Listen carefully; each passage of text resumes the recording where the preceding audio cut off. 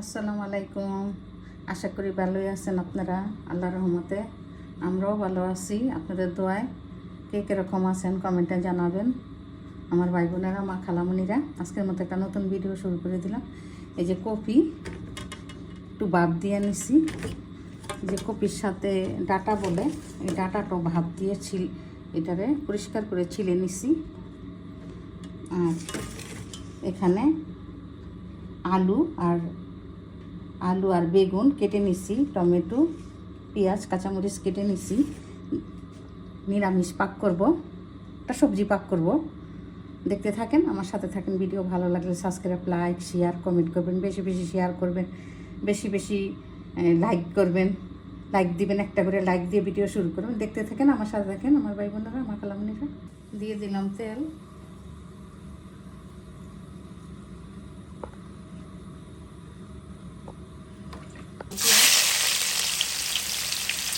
দিয়ে দিলাম কাঁচামরিচ, দিয়ে দেবো আলু একসাথে, এবং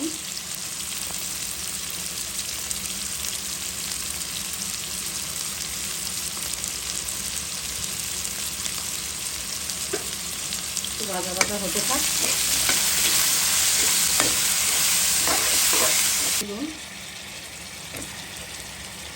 বেগুনটা ছিলে দিচ্ছি, কালো বেগুন দিয়ে দিলাম আদা রসুন একটু,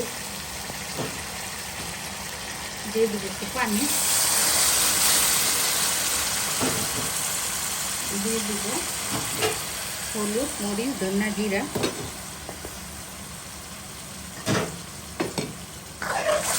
আমি এটা একটু কষিয়ে নেব। বেগুন আর আলু একসাথে একটু কষিয়ে, তারপরে দিয়ে দিব কপি ডাটা। কষানো হয়ে গেছে, দিয়ে দিলাম কপি আর ডাটাটা, হয়তো ডাটা।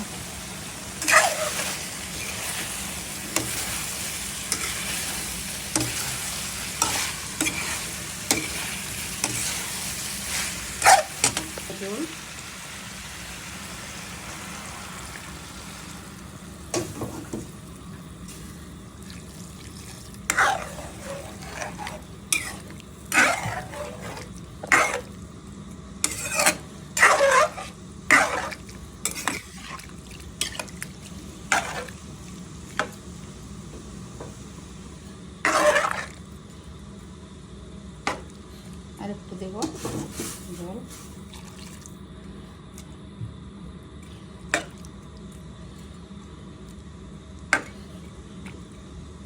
দিয়ে দিব টমেটো,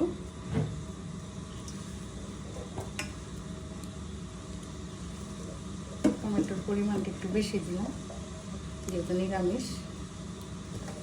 দিয়ে দিব কয়েকটা গোটা কাঁচামরিচ। এখন ডেকে দিব, এটা অল্প আজে হয়ে যাবে। ডেকে দিলাম। হলো আমার সবজির তরকারি, নিরামিষ বলেন, সবজির তরকারি বলেন। এখন দিয়ে দিব ধনিয়া পাতা।